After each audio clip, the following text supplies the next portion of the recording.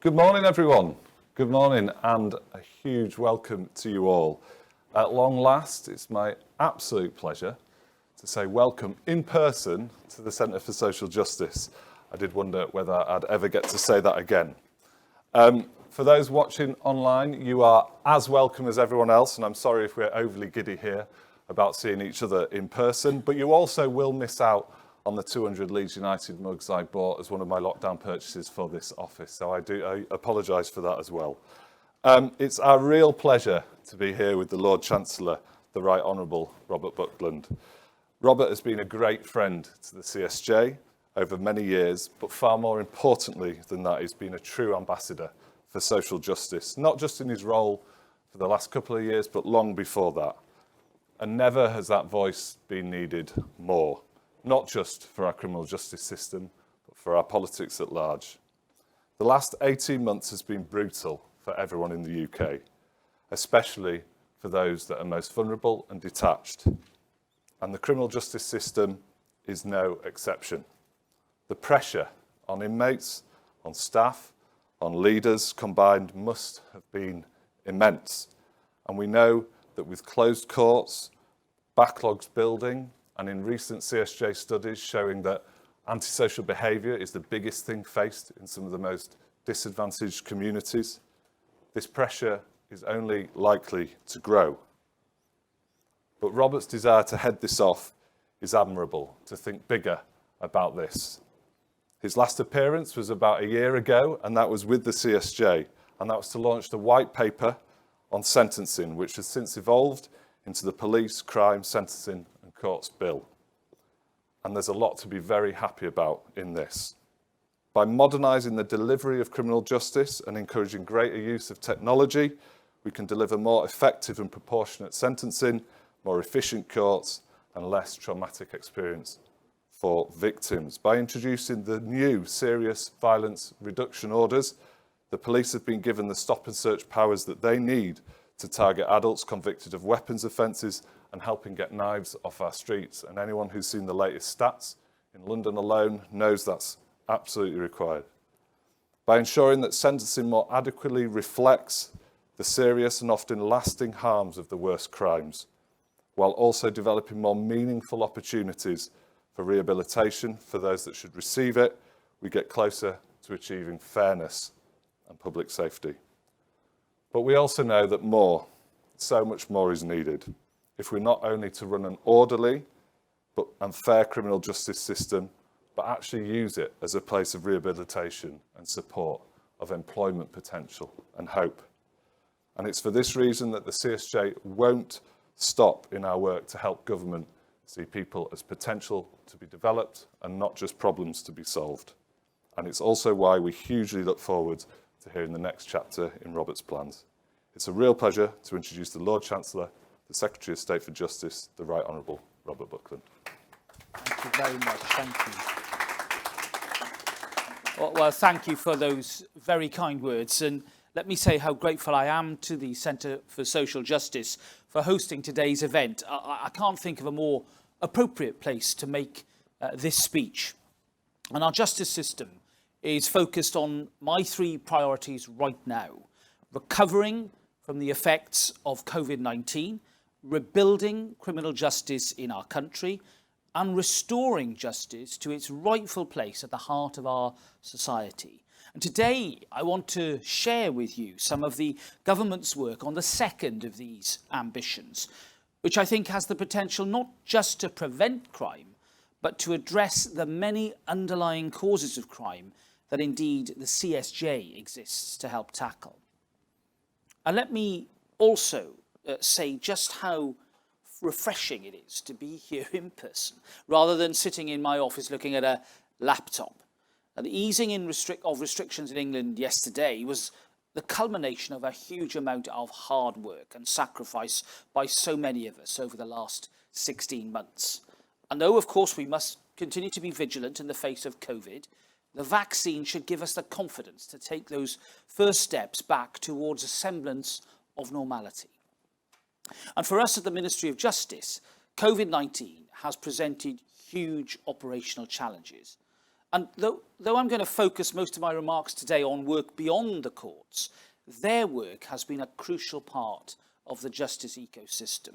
And I'm pleased to say that we are making strides to deliver faster justice, making sure that we can hear as many cases as possible by opening up all courtrooms as restrictions lift. What's clear is that we will feel the after effects of the pandemic for quite some time to come, and in many ways, we will need to learn to live with it. For many people in our country, the path ahead will be an anxious one. Just as we have had to show tremendous patience and resilience since the pandemic began, let's continue to walk this journey together and bring everyone along with us. Now, in a few days, it'll be 2 years since the Prime Minister asked me to become Lord Chancellor and Secretary of State and to take charge of the Ministry of Justice. In a few months, it'll be 30 years since I was first called to the bar to practice as a criminal barrister. And everything in between has been an education in the way that criminal justice works in our country. It's given me a deep, personal and practical understanding of both the strengths and the weaknesses of the system, the things we should build on and those that we've got to change entirely. And I believe that's why the Prime Minister asked me to take on this role, and I continue to be honoured to do it. My mission is to deliver on the government's promise to the British people at the 2019 general election, to make our country a safer place by making our justice system fairer. Now, that promise was about rebalancing the system in favour of the law-abiding majority in our country and away from the criminal minority who cause so much damage, both emotionally and economically. But what we also made clear is that it is only possible to bring down crime by giving those offenders who accept the punishment for their wrongdoing a second chance to change their ways for good. Now, these dual aims and aspirations for our justice system require big changes to the way that it works, to rebuild criminal justice in our country. Making change in a large operational department like the Ministry of Justice is often described as being like turning a tanker at sea. In the criminal justice system, where there are so many moving parts, I don't think that this comparison is quite right. Making change in the criminal justice system is more like trying to turn a whole fleet of ships together at the same time.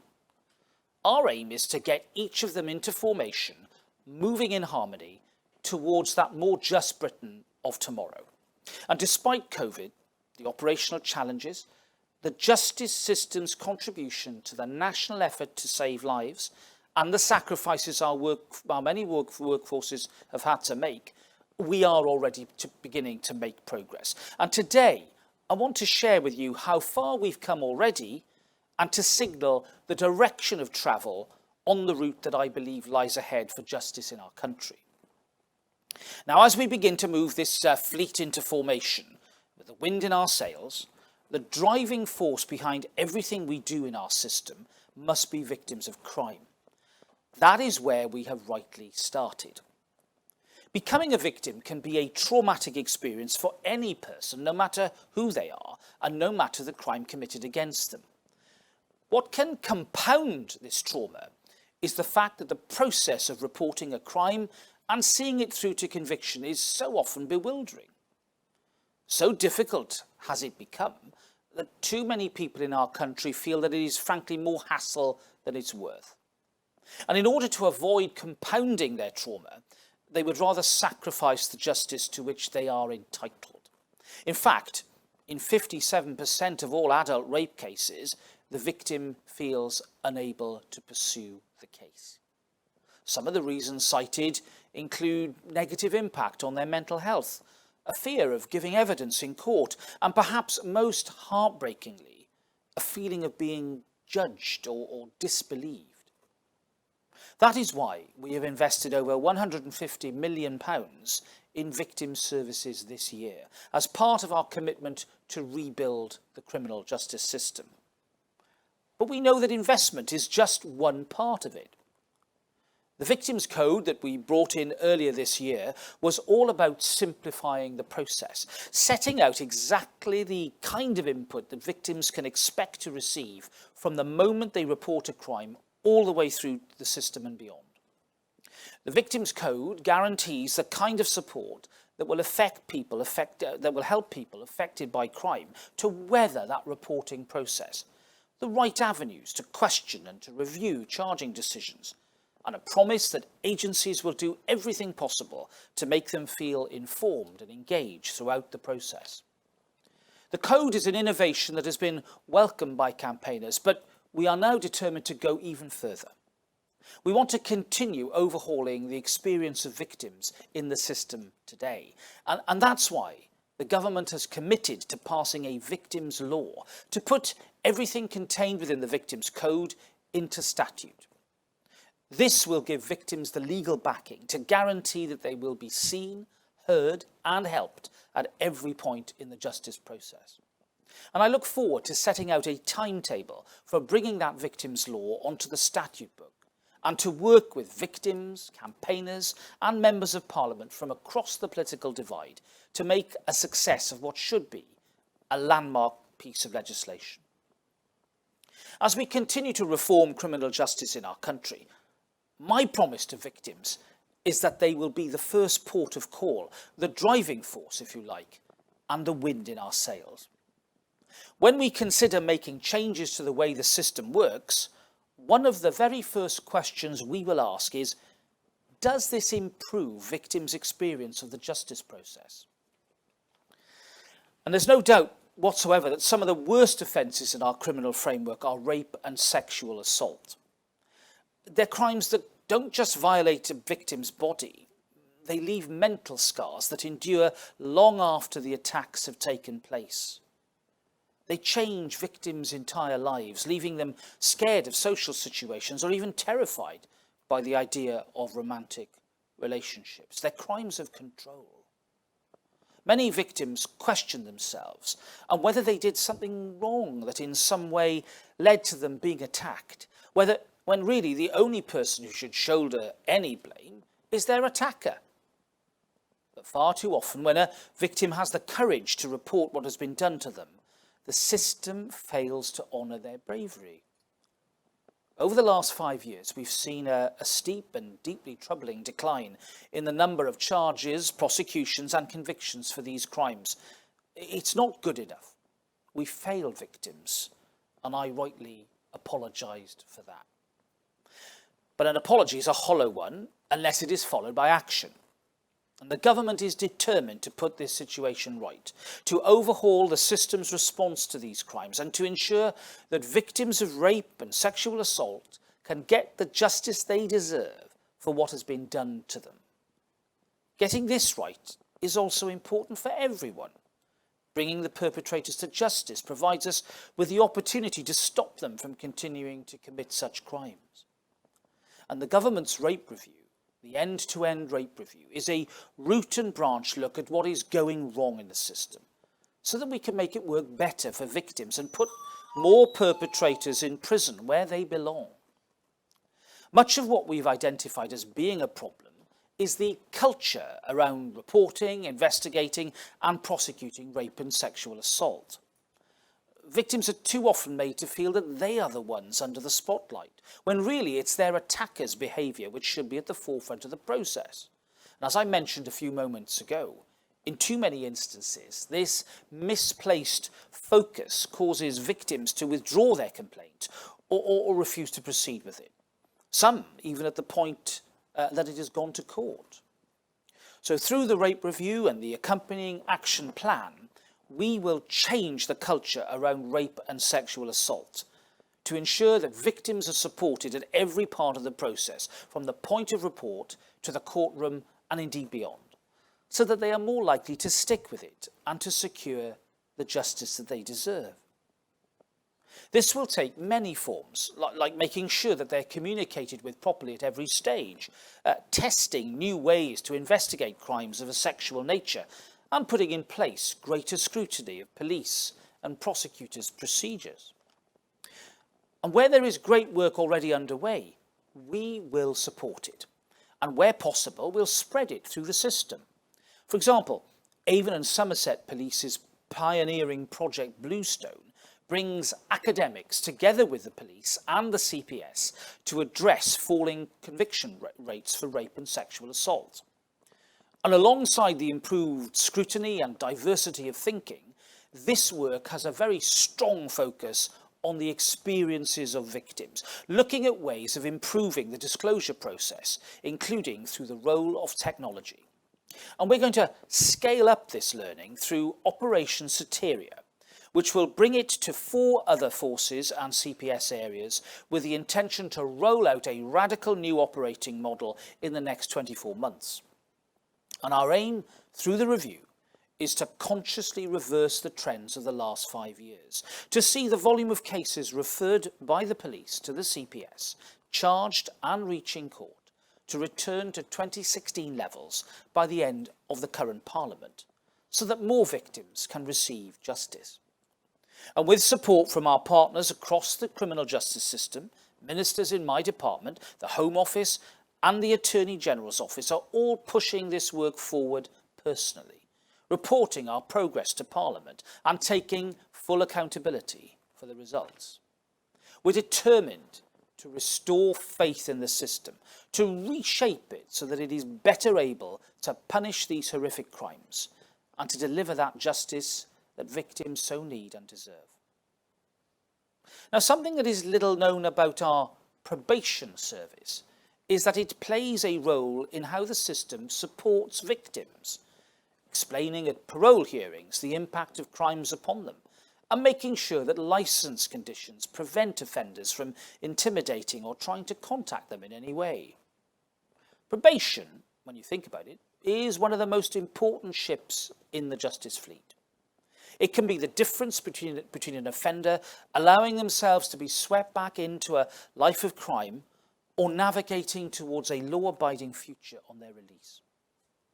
And with over 80% of people who receive a caution or conviction now going on to re-offend, we have got to ensure that probation is shipshape and truly set up to turn offenders' lives around for good, which is why this year and last year we have invested an extra £155 million into probation services. And we've also recruited record numbers of probation officers. More than 1,000 trainees were employed last year, and we plan to bring in 1,500 more this year. Now, all this investment will ensure that we have the personnel to keep a closer eye on dangerous criminals and to create more opportunities to rehabilitate, and working with the police to swiftly get a grip of those who continue to commit crime. But in order to really get results, we also needed to get the right structure in place, which is why last month we unified the probation service. This was the culmination of more than 2 years planning, and I'm hugely grateful to colleagues across the probation service for making that happen. Now, by unifying the probation service, we are putting down a very strong foundation for change, with 12 probation areas across England and Wales, led by regional probation directors who are now responsible for the delivery of the services with whom the courts, police and crime commissioners, the police, and indeed all criminal justice partners can now work. And we also want to be more joined up across every agency of the state. Now, I've said many times that every department in government should be a criminal justice department, because policing, education and health, among many others, have a role to play in preventing people from reoffending and offending in the first place. The new model for probation will, I believe, make it much easier for our response to be a seamless, all-encompassing one, to really help drive those results. This bigger and better probation service will allow us to take a more consistent approach to supervising offenders at every level of risk and to drive good practice up and down the country. Again, leadership is going to be crucial to this, with the regional directors setting the strategic direction and making sure that the entire service collaborates to scale up what works. Now, the new probation service is already making much more use of the technology that's on offer to us today, like GPS and sobriety tagging. These innovations will drive better compliance with conditions placed upon offenders to help them to learn self-discipline and to empower them to avoid the kind of negative influences that can drag them back into criminality. And crucially, they will enable us to act quickly if offenders are going off course, to respond appropriately to get them back on the right track, and if necessary, to put them back into custody to keep the public safe and to prevent crime. Now, unpaid work will be the highly visible shopfront of our new probation service, because we want to make sure that justice in our country is done and seen to be done. There are literally millions of hours of unpaid work handed down to offenders as part of their sentences every year, and we will make sure that they are served more visibly to help improve the environment in our towns, our cities and our countryside. And my hope is that this will not only clean up our neighbourhoods, but also act as a deterrent to would-be criminals, making them fully aware that punishments will be served in the full gaze of their local communities. And the new probation service will also have a refreshed set of national standards to ensure that there are more face-to-face meetings and more frequent supervision for offenders with the highest risk or the most complex needs. And in addition, this new framework will strengthen probation staff's role in tackling social and domestic issues, working in partnership with the police and social services to protect children, to protect partners and others from domestic and sexual abuse. Now, unification of the probation service has taken huge amounts of thought and planning over a long period of time. We want to make sure that the process continues to be a success as these new arrangements take hold. And over the summer, I therefore intend to publish a roadmap setting out the path for the next 18 months to embed and to improve and to foster innovation in the delivery of the probation service. Now, the record investment we put into probation, not just in cash terms, but in personnel as well, mean that it is better able than ever to help cut crime in our country. And through the unification of services, we're making sure that probation is more joined up, better equipped, and more able than ever to ensure that justice is done and seen to be done. And all this work will position probation as an integral part of our criminal justice fleet, to overhaul our response to crime and to cut rates of offending in our country for generations to come. Now, I'd like to finish with prisons, without doubt the largest ship in the criminal justice fleet. As such, it makes sense that they need to be first-rate and able to set the direction of travel. There are about 65,000 sentenced offenders in our prisons today. By keeping this criminal minority out of our communities, prisons make sure that they cannot do further harm to the law-abiding majority. But prisons are so much more than mandatory boarding houses for criminals. In the course of a prisoner's sentence, the prison service does vital rehabilitative work that can help us to address the amount of crime that now comes from reoffending, as well as its staggering estimated cost of over £18 billion every year. In fact, our most recent data suggests that around a third of sentenced prisoners have 15 or more previous convictions or cautions. Now, like all of us, during the COVID-19 pandemic, prisons were forced to do things differently, finding new ways to keep providing decent prison environments, as well as their day-to-day rehabilitative work. And I'm enormously grateful to staff across the custodial estate for everything they have done to keep prisons working, despite the hugest of challenges. They really are some of the hidden heroes of the pandemic. And what's been a surprise for many is just what a success these changes have been, enabling regimes to deliver better services and to make prisons safer places. And in many ways, there will be no going back to how things were done before. The government is determined to seize the opportunity to build back a better prison system, one that not only has better outcomes, but also enables staff to keep better order and to spot safety concerns much more easily. And this can support prisons to do both the short and the longer term work to keep the public safe and ultimately to cut crime in our country. So I can announce today our ambition to publish a prisons white paper, to set a new direction of reform as the prison estate adapts to recent legislative changes and the transitions from COVID-19, and which begins to look to the future of criminal justice in England and Wales. And I think that has to begin with capacity.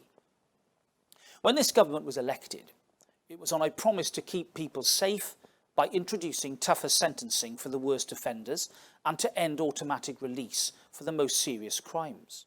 And through the Police, Crime, Sentencing and Courts Bill, currently making its way through Parliament, we're delivering on that promise. In effect, what this will mean is that many prisoners will spend more time in custody. And to meet the need for more space in our prisons, we have already started putting the foundations in place and committed more than £4 billion to deliver 18,000 prison places over the next 6 years. It's the largest prison build programme in over a century. However, we must go further, and we hope that any forthcoming white paper will include more information on our 10-year plan to create the next generation of prison places. But it's also important that we invest in the estate as it exists today to ensure that we maximise every asset we have. Now, there are two important elements to this. Firstly, making sure that good influences from the outside world remain accessible to prisoners and slamming the prison gates shut on the bad influences that can contribute to cycles of reoffending. During the COVID-19 pandemic, prison visits from friends and family were necessarily stopped to control the spread of the virus. Now, this undoubtedly contributed to the national effort to protect the NHS and to save lives. But we know just how important these relationships are to prisoners' well-being. They can play a huge part in how likely they are to engage with prison regimes and to keep positive about addressing the issues they need to overcome. And I know that from my own conversations with prisoners, which I've started to have again now that conditions are safer for me to visit our prisons. And this was at the forefront of our thinking last year when we quickly rolled out video calling technology across the prison estate to ensure that prisoners could keep in contact with their loved ones. Now, with suppliers unable to attend custodial settings, that very same technology enabled lockdown prison regimes to carry on offering crucial education services by giving offenders new interests and better skills that might not have been accessible to them at home or in school. These services can be a shop window to a better life, demonstrating just what is possible with hard work and determination. Any forthcoming white paper should examine how it might be possible to make much better use of technology to safely facilitate both these forces for good, to keep prisoners upbeat about who is waiting for them beyond the prison gates, and to give them as clear a view as possible of the better future that could be waiting too. Now, at the opposite end of the scale, we know that there are also bad influences which do huge damage to prisoners in their rehabilitation journeys, leading them away from the potential of a brighter tomorrow and back down the dark alley of crime. And substance misuse so often plays a role in that, particularly for low-level or repeat offenders. And though prisons should be able to insulate people from it, time and again we see drugs making their way through the prison gates, smuggled in by criminal gangs who make sure that vulnerable offenders rack up drug debts that they might never ever be able to pay back. Now, we've made big strides in recent years on security, with a new £100 million security investment programme to target serious and organised criminals' attempts to smuggle drugs and contraband into our prisons. And we've introduced the legislation for new powers for prisons to make use of counter-drone technology. And our intention is for the white paper to look again at how we can strengthen our security response and potentially put in place a new drug strategy so that we can keep these terrible influences out of our prisons. And amongst other things, we're already funding technology to block illicit mobile phones used by gangs to organise their operations, as well as rolling out X-ray body scanners across the entire male closed estate. And we have funded counter-drone technology to close off the delivery route. And only last week I was looking at one of these scanners in Lincoln Prison, and the prison officers told me how much of a game changer it was for them in keeping their prisons safer, keeping staff safer, and keeping prisoners safer as well from drugs and other contraband. Now, as I mentioned earlier, we know that of those cautioned or convicted of a crime in our country, more than 80% have at least one previous caution or conviction. Now, that means more often than not that when prisoners leave our prisons, they go on to offend again. But we also know what works to prevent it. A job, a home, a healthy lifestyle. The evidence on this is clear. So it is imperative that the prison estate is set up to give offenders every opportunity to get their lives back on track. And we want to look at how it might be possible to build on programmes like the COVID emergency accommodation scheme, which many probation officers found to be invaluable. They reported that having a fixed abode improved communication with offenders and led to better engagement all round with rehabilitation. And at Leeds, at Pentonville and Bristol, the offender accommodation pilot gives up to 2 years support until offenders are settled back into the community. Now, one prisoner in that scheme had spent 8 years in and out of prison because of violence and drugs. But since being put into a managed tenancy, his tests for substances have all come out negative, and he completed his probation for the first time in August last year. Now, that's the kind of crime-cutting success story that we've got to replicate. So, from this summer, we're introducing a new provision of temporary accommodation and support for up to 12 weeks post-release for prison leavers at risk of homelessness, initially in 5 of our probation areas in England. And we're collaborating with 16 prisons to test new and innovative approaches to ensure that offenders resettle back into the community and to turn their backs on crime. And that's being funded by the £50 million investment in reducing reoffending that was announced at the start of the year. Now, the prison's white paper should explore how it might be possible to put cross-agency and cross-government working at the heart of our response, so that we can make a difference to every factor that could contribute to rehabilitative success. We're currently building on our growing body of evidence on what works to reduce reoffending, and I'm keen that we explore what a resettlement passport might look like to enable prisoners to get to that better future and to make a positive contribution to society. Now, our ambition would be for these passports to bring together everything that offenders need to turn their backs on crime. Because the evidence shows us that if we get these things right, then prisoners are more likely to keep on that straight and narrow post-release.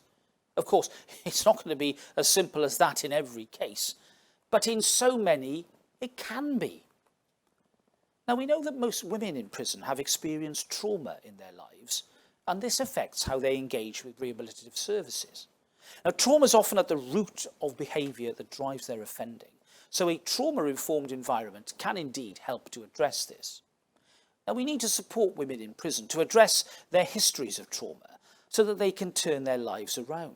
So we need to become both trauma-informed and trauma-responsive in everything we do. And that means understanding what trauma is and how it impacts on individuals, and then designing our services, buildings and systems to respond to it. And again, only a few weeks ago, talking to women prisoners, as I do as often as I can, that particular issue really comes out powerfully. Now, work has already commenced within the estate to help address women's histories of trauma, and we've started to see the positive impact that this can have. Now, the white paper should build on that work, exploring ways to further test and evaluate and incorporate trauma-based methods in the women's estate to inform our wider approach to trauma, in fact, across all groups of prisoners. And finally, the white paper should look at how we can invest in our most important asset in the prison estate. That's our dedicated workforce. And the CSJ's award-winning report, Control, Order, Hope, set out just how vital the prison workforce is to preventing crime and protecting the public. Now, we want to take a fresh look at how we can retain talented staff and if there are ways in which they can better use improved technology, this could enable them to spend less time on administration and more time on the afflictions that so plague our prison population. It could also allow the space for prison staff to develop their skills as rehabilitation professionals so that they are better equipped for the enormous responsibility of their roles. And having visited prisons both professionally and now in a ministerial capacity for the better part of those 30 years I talked about, jailcraft is something that those close to prisons understand, but which is so little explained and really understood by those not familiar with that vital work of de-escalation. Prisons are not islands. They're part of our society, facing the same challenges. They must be fully linked up to community-based services if we are to effectively reduce crime. Now, our ambition for the Prisons White Paper is to capture the moment. As we make the transition back to normality after the global pandemic, it could lay a path for the future of our prison system, one that takes advantage of the innovations that have demonstrated a better way of getting results. And my department is currently working hard to finalise these details so that we can come forward with the best possible proposals. Now, making a success of the White Paper can and should mean protecting the public from the effects of crime in the short and longer term, protecting the law-abiding majority from the criminal minority, whilst at the same time giving those who want a second chance the opportunity to change their lives for good. The criminal justice fleet in our country exists to protect the British public from harm. For it to do that as effectively as possible, we need to get each ship into formation towards a single destination. And that place, that destination, is a safer, a stronger Britain, where there is less crime, where there are fewer victims. We are already making progress, getting into position and making sure that we've got that wind in our sails on the way that victims are treated so that they are better seen and heard by a criminal justice system that is truly on their side, and through a bigger probation service that has better practice and a more joined-up approach to get people's lives on track. But there remains much, much more to do. Prisons and the work done in them will need to lead the way, and the government will soon bring forward proposals on how the prison estate can better cut crime both today and tomorrow, keeping dangerous criminals out of our communities and giving those who want that chance, the opportunity to rejoin society as law-abiding members of it. That's how we will rebuild the criminal justice system in our country, and that's how I believe we will cut levels of crime for good. That's how we'll get to the safer Britain that we can see ahead in the distance. And this government is determined to see that journey through. Thank you.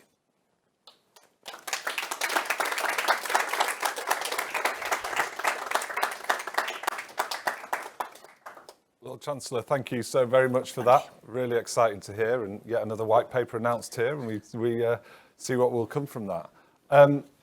Right, we're very modern at the CSJ, so we've got lots of different ways to submit questions. There's the old school way in putting your hand up if you're in the audience. I've had some real keynotes land some early questions long before the event, and there's of course everyone watching online, which we've got hundreds online. Do submit your questions and they'll find a way through to me. I've got my phone out. It's not because I'm checking the 12 o'clock at Haydock. It's I'm waiting for these questions. So we've got a load of questions, Lord Chancellor, and I'll start straight in. Yeah. The first one we had sent in was from Anna Edmondson, Head of Policy at NSPCC. And the reason she's top of the bill is because she mentions the CSJ report in her question. The question is thus. The CSJ's Commission on Child Sexual Abuse that was chaired by the now Health Secretary, Sajid Javid, highlighted how too many victims, their experience of the criminal justice and court system was re-traumatising.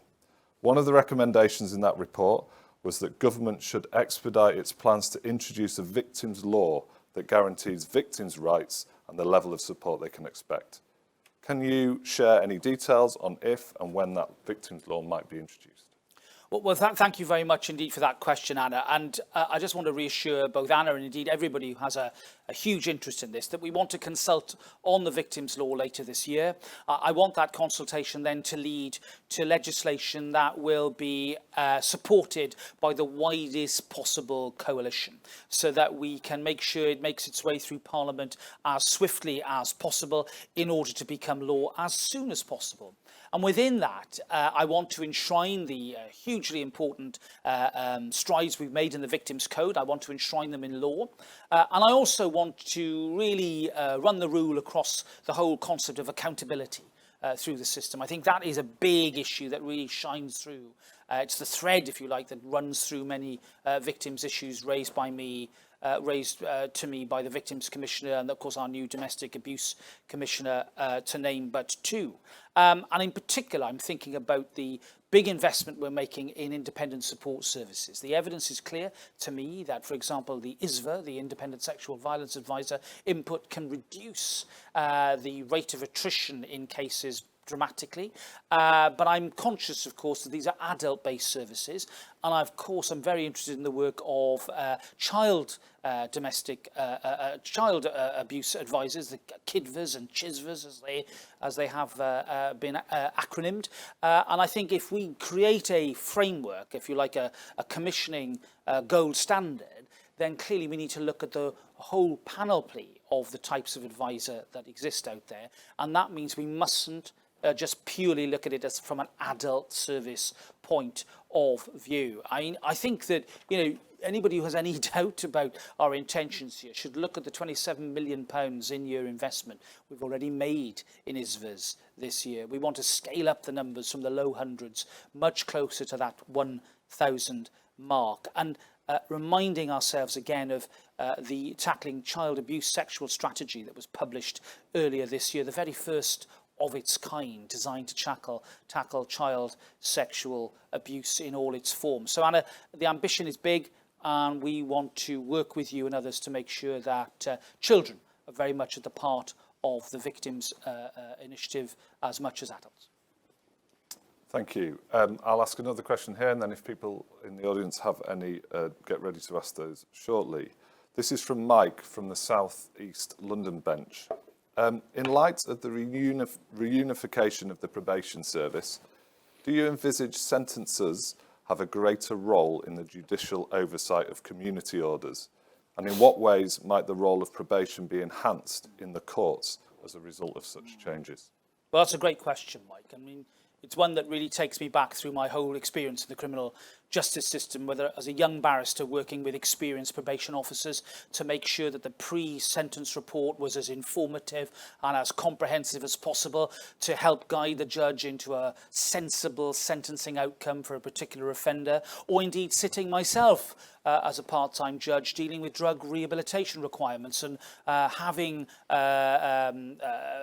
those who have been made subject to those orders in front of me in order to monitor progress. And that's why I think there are a couple of initiatives that I really want to push as part of my reforms. First of all, pre-sentence reports themselves. We've got a number of pilots going on to enhance and strengthen their provision and the work that has to go in order to produce them in a number of our court centres. And we're already seeing some really good results where a well-prepared report can in effect, affect the way the court view the case and lead to a really positive sentencing outcome in terms of support and rehabilitation, rather than, for example, a very short and ineffective prison sentence. But more widely than that, the problem-solving courts approach, which is something we are working on in the department now in order to deliver as part of our proposals. We already have, of course, the reference to them in the bill. We want to then make that a reality to deal particularly with low-level offending, and those courts are going to use judicial monitoring as part of their work, and also the way in which you can incentivise behaviour by making sure that sanctions are properly graduated, and that is particularly relevance to those with higher needs. So in other words, innovation, new solutions, really focusing on the problem rather than the process. And, you know, I'll end on that note. I think for so long, our courts have had to worry about process and have not been encouraged to think about outcome. And that's something that I want to change. Thank you. Is Penelope Gibbs here? Penelope, you've done a double whammy here, submitted a question and here in person. So added brownie points. Let's go to you next. I'm Penelope Gibbs from Transform Justice. The Equality and Human Rights Commission found that video hearings significantly hinder communication and understanding for people with learning disabilities, autism spectrum disorders and mental health conditions. But the report you commissioned from the Inspectorate on Neurodiversity found there was no routine screening for suspects and defendants. How can you ensure that those with neurodiverse conditions are getting fair access to justice if such defendants appear on video without anyone knowing about their condition? Well, thanks, Penelope, and good to see you again. And I'm very pleased you raised that issue, because in the white paper that I talked about here last year, one of the key parts of it for me was the call for evidence on neurodiversity. It's long been an interest of mine. I think most people will know why. I chaired the all-party group on autism before I became a minister, and I made it my personal pledge to do whatever I could, not just to raise awareness of neurodivergence, but to actually do something about it. And here I am with that opportunity, and we're going to do something about it. The report that was prepared by the Independent Inspectorate, I'm very grateful to both Justin Russell and Charlie Taylor for leading on that work, came as the culmination of a call for evidence, which I think showed very clearly, if it didn't need to be shown already, that screening is absolutely essential if we're really going to get to the heart of the needs of those who come into contact with the criminal justice system. It's an ineluctable truth that the number of people in the system with that type of need is disproportionately higher than in the rest of the general population. That's what I've seen over the years of my professional experience. That's what I hear every day from those who are involved in the system. And therefore it is balmy that we do not know more about the people who we have responsibility for. And screening will, I think, really open the door, not just to the way in which prisoners are looked after and managed within the prison estate, but the way in which they're dealt with in court as well, or whether they're on supervision, on probation. I think that the development of a screening tool will go a long way to help us not just address the issue of autism, but speech and language disorder, acquired brain injury as well, which is a real and significant factor in both the male and indeed the female estate, and the other a range of neurological conditions that so often are part and parcel of the life of an offender. And alongside that screening tool, we're developing a neurodiversity toolkit, and the aim there is to deliver this nationwide to staff in the front line. That will improve staff awareness and understanding of neurodivergent needs, and it will enable a frontline staff to manage people with these conditions much more effectively. So I'm grateful to the inspectors for their excellent work. There will be action. Is there any other questions from the floor? If you just want to introduce yourself first. Hi, I'm Emily Farley from the CSJ. I'd love to know whether you think there are more innovative ways that we could look to find alternatives to custodial sentences for women and other vulnerable people in the community. We've been looking at work being done in Canada and other jurisdictions where they use tagging and other tech in the community to seek alternatives that enable people to stay with their family and continue going to work and accessing treatment provision in the community. Yeah. Well, I want to pay tribute to the work that's being done on that, and I think comparisons with other common law jurisdictions are always helpful. As you know, it is absolutely the ambition of the MOJ to scale up tagging. It's already happening. I mean, in Wales, the use of the sobriety tag as a pilot has really taken off brilliantly. We get a lot of really positive reports from judges and others in the system about compliance with the sobriety tagging. And what that means is that for those individuals, they're not going back to alcohol and they're not getting back into their old ways of doing things. And it does mean, suddenly with compliance, reductions in reoffending.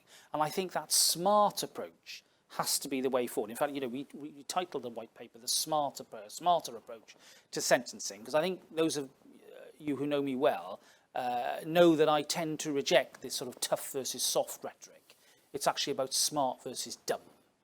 And what I'm seeking to do through all the proposals that I am bringing forward and reforms I'm making is, yes, to make no apology about public protection. That is clearly an important function of the system. But also then to get smart about ways in which we can allow people who have to be punished, but to do so in a way that then doesn't totally upend their lives or the lives of others in a way that actually is more costly and potentially more damaging to society, and which doesn't reduce reoffending. And that's why I think the work that we're doing on community-centred treatment requirements, the scaling up of those important drug treatment programs, really gives sentences quite a range of choices, which, to be honest, they haven't really had to that extent, I think, in recent years. Plus, the remarks I made about pre-sentence reports are really important if magistrates and judges are to be given that informed choice. It's far too, I think, simple in many respects for the the use of a prison cell to be the only fixed point in a rather uncertain firmament. And that's what I want to change. And already we're seeing encouraging signs that is happening. And I would like to go even further. I was very struck by the report that you published very recently about the virtual prison. That is a really interesting concept. I think there's much more we can do to use electronic tagging and curfews and the like in order to create those restrictions on liberty, but in a balanced way that is proportionate to the crime. And you'll see in the PCSC, the bill, there are powers already there to expand curfews and other restrictions in order to facilitate a more flexible use of that type of technology. So I'll be very interested to work with you in order to develop those ideas further. Thank you, Lord Chancellor. And just to say, from the questions flying in, there is loads about the women's estate. There's a real kind of passionate, there's a real desire in there. And we've looked at, in particular, things like Hope Street going on by Lady Edwina Grosvenor, and I'd strongly suggest that was taken into consideration as we work this out. Okay, any other questions from the floor? Okay, we'll go back to some of the online. We've got Claire Bannister from Leamington. The pandemic has put a strain on many public services, but our criminal courts are no exception, with a record-breaking 60,000 backlog in the Crown Courts. Justice is being delayed and denied to many. Are the measures taken by government enough to ensure citizens can expect a fair and timely hearing? And moreover, are these measures sufficient to create a system that is robust and capable of withstanding similar such events as a pandemic in the future? Well, thank you very much for that question. And I think it's very important for us, first of all, to look at how far we've already come in dealing with the caseload. In the Magistrates' Court, we did hit a period where there were over 500,000 cases waiting to be heard. That figure is now down to about 450,000 and falling. The pre-COVID baseline was about 400,000. And I'm confident, and indeed those in HMCTS who administer these things are confident that in the Magistrates' Courts we can get back to those pre-COVID levels by the end of the year.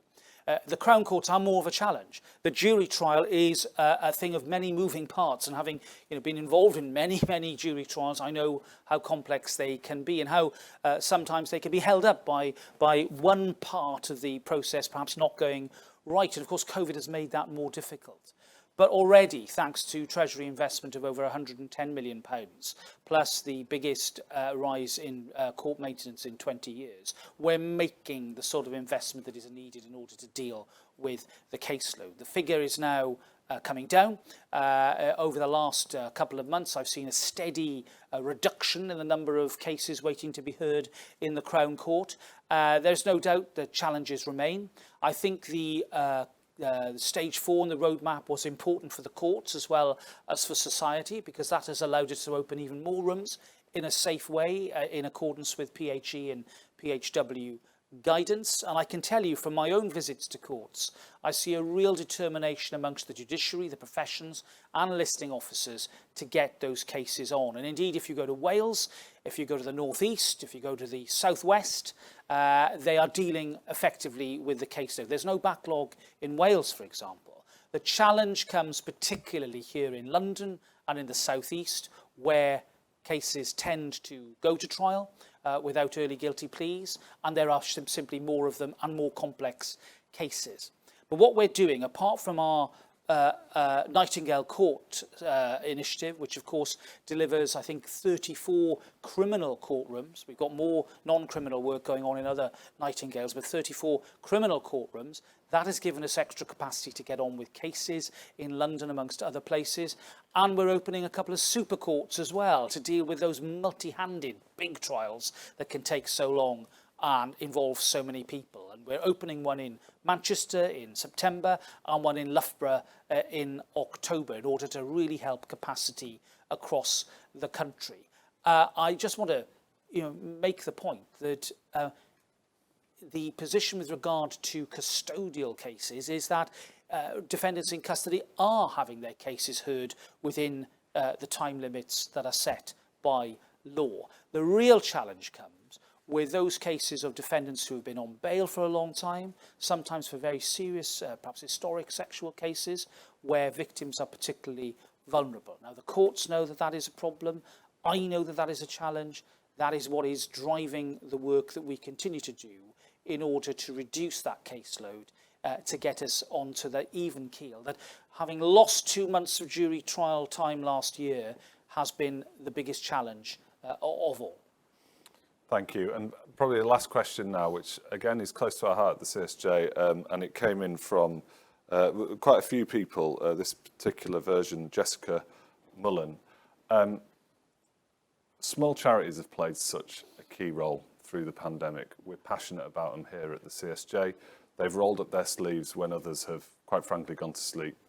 How can we assure some of these small charities that deliver such incredible through-the-gate services in prisons and work in prisons are a centrepiece of the new white paper that you're delivering? Yeah. Well, look, I want to pay tribute to their work, and I want to pay tribute to the specialism that they bring. You know, I've talked about a bigger, better probation service, but that doesn't mean a monolith. It doesn't mean that the probation officer or that the man in Whitehall knows best all the time. We have a dynamic framework within this reform that involves hundreds of millions of pounds of contracts being given to those charities, to those voluntary organisations. And I've made it very clear to my officials that I expect the principle of small is beautiful to be very much part of this mixed economy, if you like. And I'm glad to note that in all our regions, contracts have been awarded. I am satisfied that through the leadership of dedicated civil servants like Amy Rees and others, that they absolutely get the need to involve the genius, if you like, of smaller charities in order to unlock the potential of particular groups of offenders with certain characteristics that do need that specialist intervention. And I know you at the CSJ will hold me to account if there are continuing barriers or gaps or omissions that need to be dealt with. And I, for one, absolutely share your political will to make sure that those services are delivered by the people who know, which so often are our specialist smaller charities. Thank you so very much. And thank you for your time this morning, for the speech and all the questions and people here and online as well. We'll call the event to a close. Thank you, Andy. But I'm sure the conversation will be ongoing. Thank you all for attending. Thank you. Thank you. Thank you. Thank you.